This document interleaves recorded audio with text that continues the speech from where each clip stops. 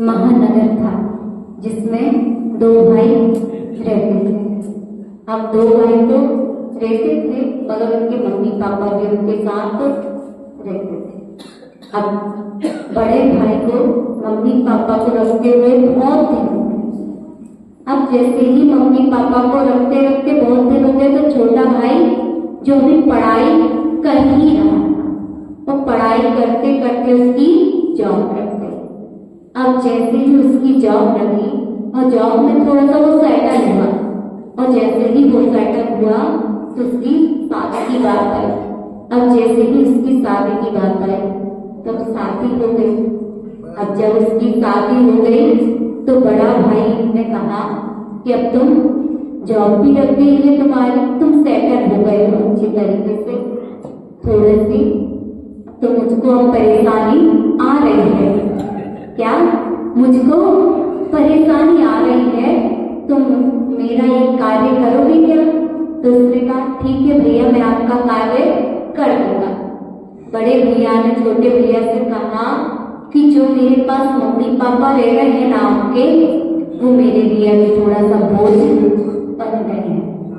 क्या बोला उसने कि जो मम्मी पापा रह रहे हैं ना वो थोड़ा सा बोझ बन गए हैं, क्योंकि जो तुम्हारी भाभी है ना उसका एक बच्चा आ चुका है। क्या हो गया है? एक बच्चा आ गया है तो वो कितने का काम करे, उसको जॉब पे भी जाना होता है, उसको मम्मी पापा का कार्य से अब नहीं होता है। अब वह चिड़चिड़ा जाती है, थोड़ी थोड़ी बातों पे क्या हो जाती है? चिड़चिड़ा जाती है। धन्य रे मानव तेरा जो अपने माँ बाप के लिए क्या कह रहा है? बोझ। क्या कह रहा है? बोझ। आप लोग तो ऐसा नहीं सोचते थे कि हमारे मम्मी पापा हमारे लिए बोझ तो नहीं है, नहीं तो सोचते? सही है। अब वो क्या सोच रहा है कि हमारे मम्मी पापा हमारे लिए क्या बन जा रहे हैं? बोझ बन रहे हैं। अब वो भैया कहता कि नहीं भैया मेरी अभी अभी तो शादी हुई है, थोड़े से मुझको अच्छे से रहने तो दो, और अभी मेरी नई जॉब लगी है और उसमें थोड़ा सा मुझे सेटल होने में समय लगेगा, मेरी अभी स्थिति अच्छी नहीं है।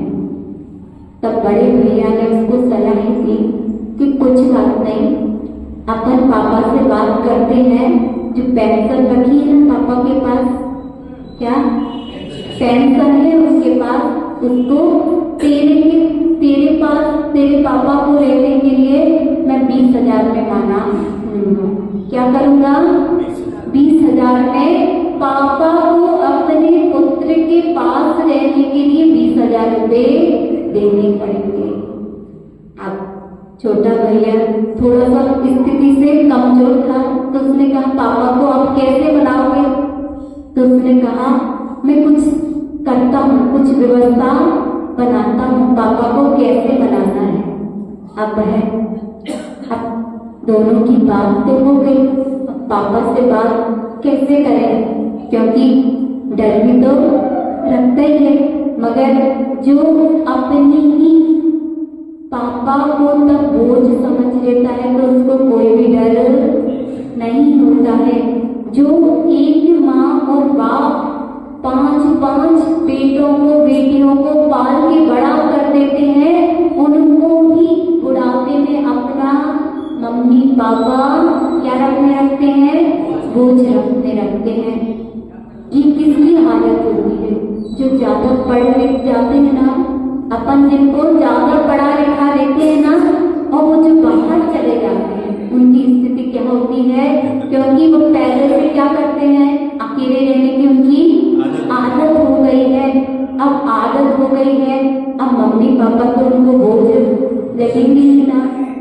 इसलिए कभी भी पढ़ाने तो पहुंचाओ, मगर पढ़ाने के साथ उनको ये संस्कार दो कि हम तुम्हारे ही साथ रहेंगे, तुम हमारे लिए, जैसे तुम हमारे लिए बोझ नहीं थे ऐसे तुम्हारे लिए हम भी बोझ नहीं है। मगर उनका अब उसने बात की पापा से जैसे ही उसने बात की कि पापा छोटे भाई की स्थिति अच्छी नहीं चल रही है, उसके पास आपको जाना चाहिए। तो पापा ने कहा ठीक है मैं चला जाऊंगा। मगर जैसे ही पापा से कहा कि पापा आपको उसके घर पे रहने के लिए, उसकी सहायता करने के लिए उसको आपको हर महीने के 20,000 रुपए देना पड़ेगा। तब पापा ने कुछ भी नहीं बोला, वो पीछे के पीछे पैर करके और अपने कमरे में आ गया। अब तो पापा की हालत क्या हो रही होगी जब कोई अपन से कह दे कि तुमको खाने के लिए, पीने के लिए और उस घर में रहने के लिए आपको पैसे देने पड़ेंगे। बस वो अपनी किस्मत को खोजते हुए अब जैसे ही उसकी पत्नी आती है तो उसके आंखों में तो आंसू झलक ही रहे थे। तो उसकी पत्नी ने पूछा क्या हो गया, आज आप रो रहे हो? तो उसने कहा आज मेरी जमीन मेरी पैरों के नीचे से जमीन खिसक गई है। उसने पूछा ऐसा क्या हो गया? तुम तो बहुत अभी खुश थे ना, अभी तो आप हंसते बोलते जा रहे थे, मेरे से अच्छे से बात कर रहे थे, मगर एकदम से आपको क्या हो गया? अब वो कहता है कि जिस बेटे को मैंने पढ़ाया लिखाया इतना बड़ा किया है, आज मुझसे वो खाने के भी पैसे मांग रहा है। आज मैं उसके लिए क्या बन गया हूँ, बोझ बन गया हूँ। तो देखो तो आज का कलयुग, जो बेटे को मैंने पढ़ाया लिखाया उसके लिए मैंने अपनी रातों की नींदें भी खराब कर दी, और आज वो कह रहा है कि आपको पापा अब मैं आपकी नहीं रख सकता हूँ क्योंकि मेरी पत्नी आपसे परेशान हो जाती है। तो वो कहती माँ ऐसा 20,000 जो आप दे रहे हो ना, उससे बढ़िया है कि 20 रुपए की बस मात्र एक 20 रुपए की गोली आती है ना, वो जहर की, वो लियाओ, तो तुम भी खाओ और हम भी खाते हैं और अपने जीवन से चले। क्या यही तो अपनी चल रहा है। अपनी पत्नी आए, अपने बेटी आए और अपने संसार में मन क्या हो जाते हैं, सेटल हो जाते हैं।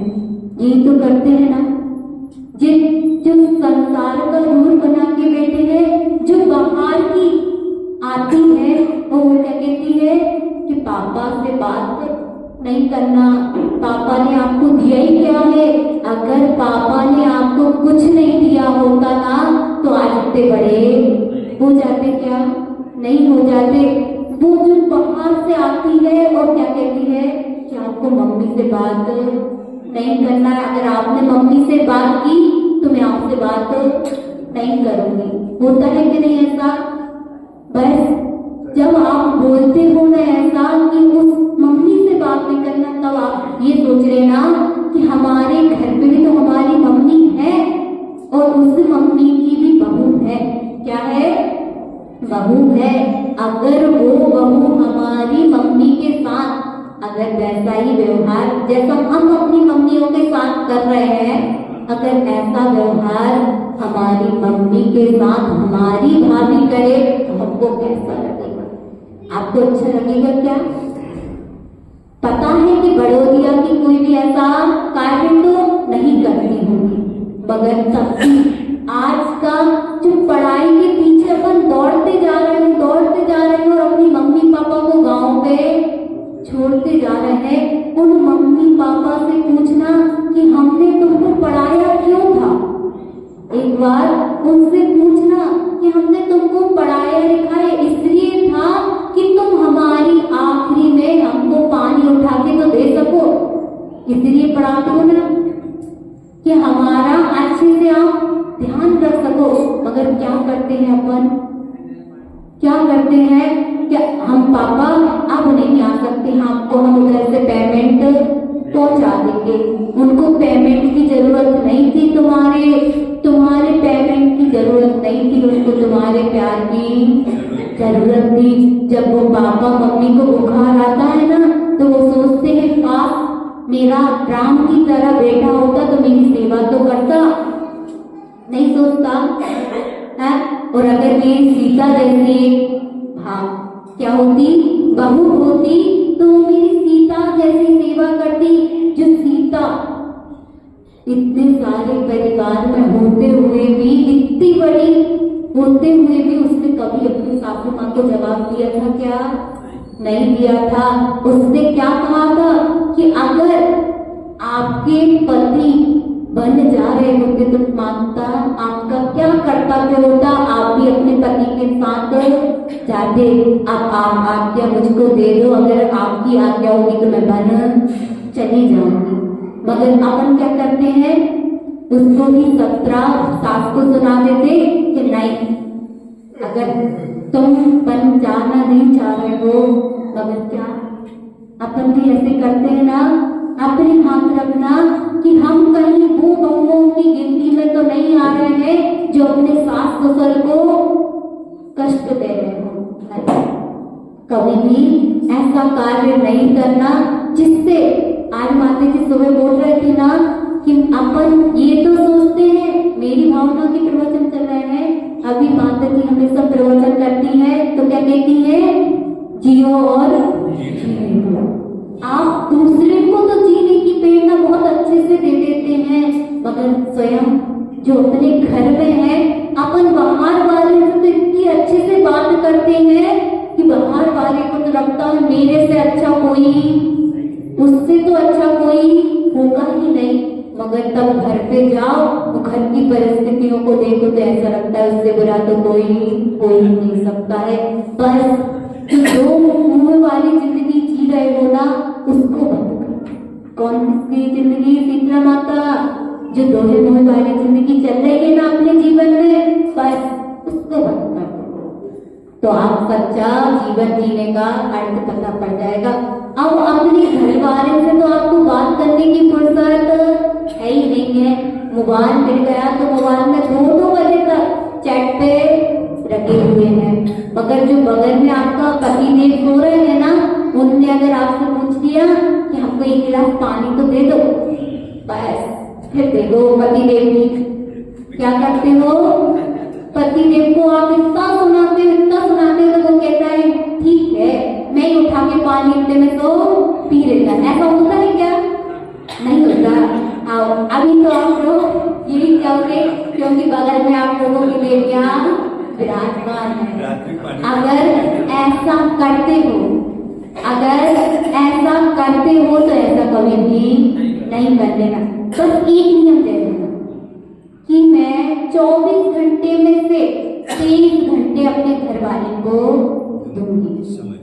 कितने घंटे? 23 घंटे और 1 घंटे मोबाइल को। ऐसे कोई हाथ उठा सकता है कि मैं आजीवन नियम दे सकती हूँ? नहीं। देखो लो भैया, इसको आप लोगों से प्यार है, कितना प्यार है देख लो।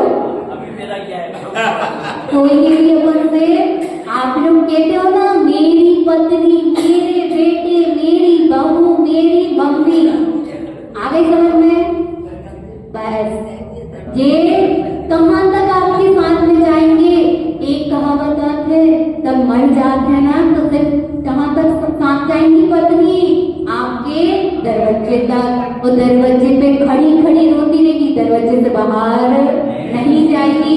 इसलिए आप लोग सतर्क हो जाओ। जब से पहले मन होना तो आगे पहले अच्छे से सतर्क हो जाओ, क्योंकि जहाँ के दिन आप जिससे सबसे ज्यादा प्यार करती हो ना मोहित भैया, जो जिससे ज्यादा आप सबसे ज्यादा प्यार किससे करते हो?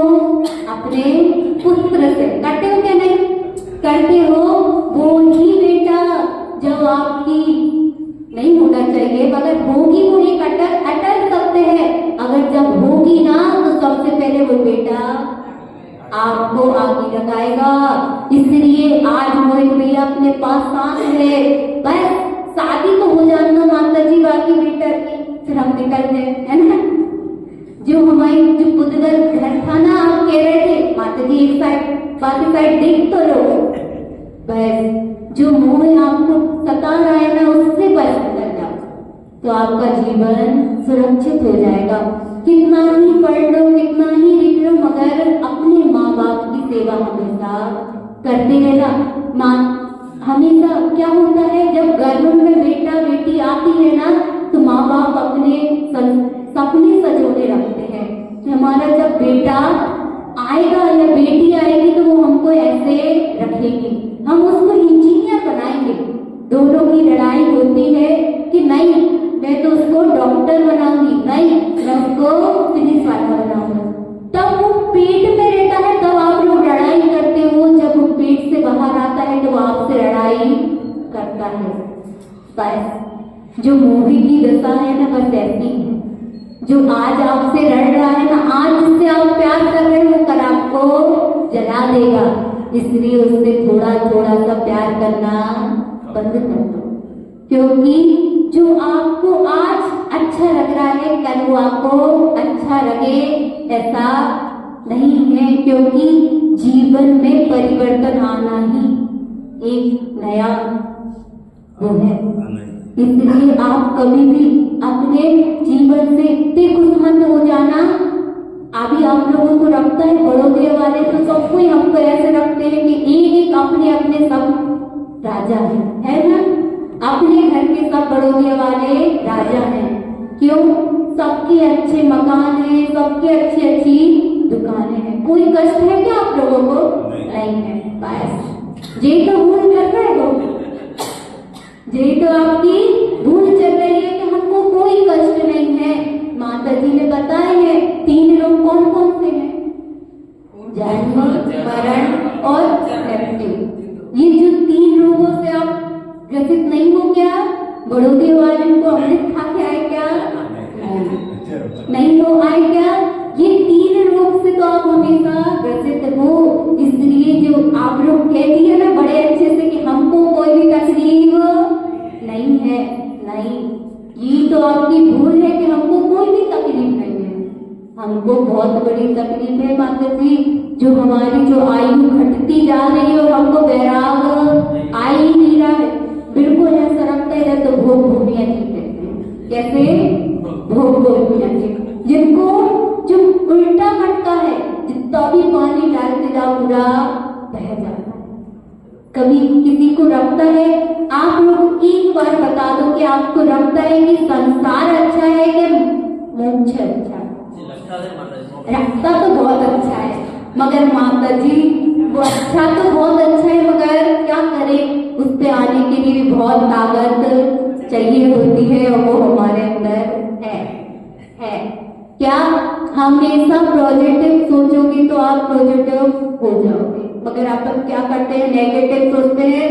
मोक्ष मार्ग तो इतना कठिन है जिससे ज्यादा कोई भी कठिन नहीं है, मगर सबसे सरल अगर किसी चीज को देखा जाए ना तो मोक्ष मार्ग सबसे ज्यादा सरल है।